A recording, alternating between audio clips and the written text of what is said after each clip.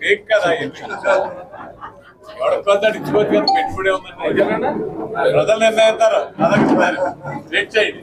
జగన్మోహన్ రెడ్డి గారు ఏదైతే 27వ తారీఖు నుంచి సిద్ధం సభ బస్సు యాత్ర స్టార్ట్ చేశారో ఎక్కడికక్కడ బస్సు యాత్రకి పెద్ద ఎత్తున స్వాగతం పలుకుతా ఉన్నారు. మరి పశ్చిమ గోదావరి జిల్లా భీమవరంలో 15వ తారీఖు 3:30కి మరి ఇక్కడ సభ మీటింగ్ జరగబోతా ఉంది. దీనికి ఎప్పటి నుంచో మరి జగన్మోహన్ రెడ్డి గారి అభిమానులు, కార్యకర్తలు, నాయకులు ఎప్పుడా అని ఎదురు చూస్తూ ఉన్నారు. ఈ కార్యక్రమానికి పెద్ద ఎత్తున తరలి వచ్చి ఆయన ప్రోగ్రాం చూడాలి, ఆయన చెప్పేది వినాలని చెప్పి ఎదురు చూస్తూ ఉన్నారు.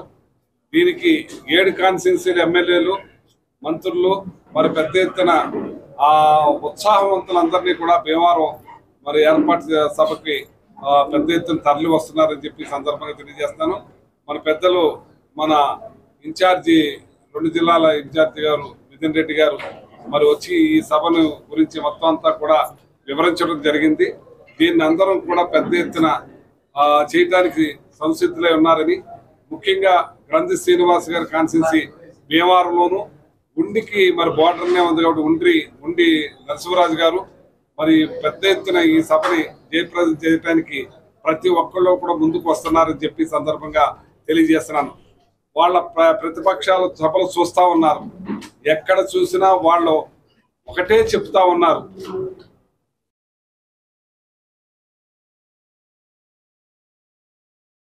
వస్తే ఏం చేస్తామన్నది మాత్రం మర్చిపోయారు.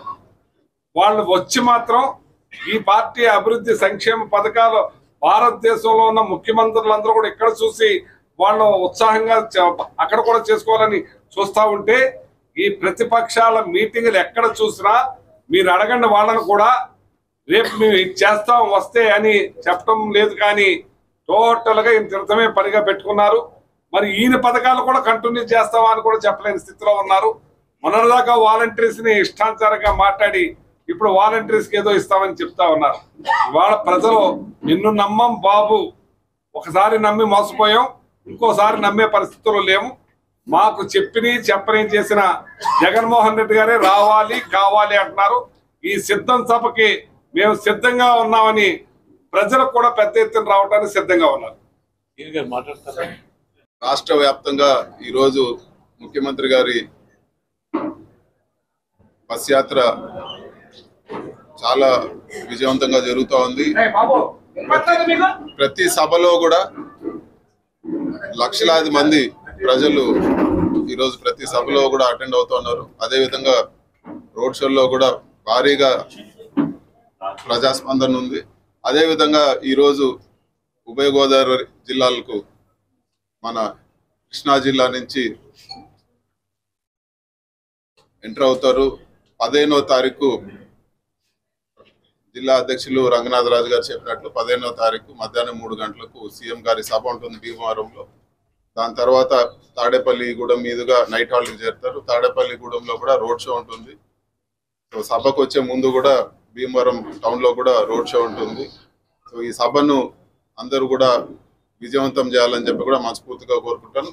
ఆ మరుసటి రోజు తర్వాత మళ్ళీ కూడా రాజమండ్రి వెళ్తారు.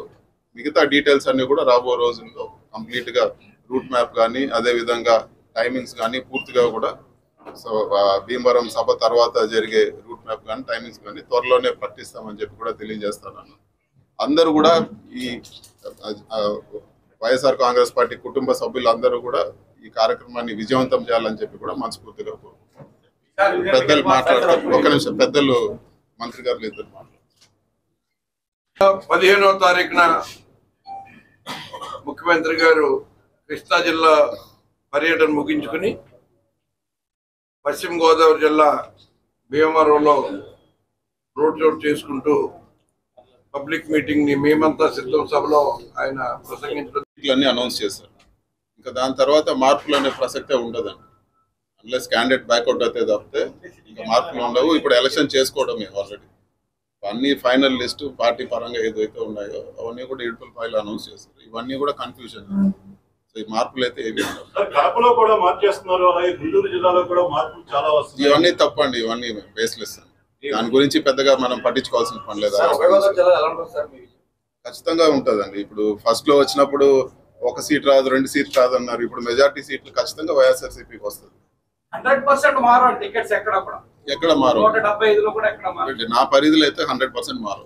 రాష్ట్రంలో మొత్తం ఎన్ని సీట్లు వస్తాయి సార్ వైఎస్ఆర్సీపీ? ఖచ్చితంగా 175లో గెలిచే అవకాశాలు ఉన్నాయి. 175 ప్రజాస్వామ్యం అన్నాం కదండి, దాన్ని మనం లేదండి, ప్రతి చోట ప్లాట్ఫామ్ ఉంది. మాకు గెలవడానికి సీఎం గారు ప్లాట్ఫామ్ ఇచ్చారు. మేము ఎంత కష్టపడితే అంత రిజల్ట్ వస్తుంది.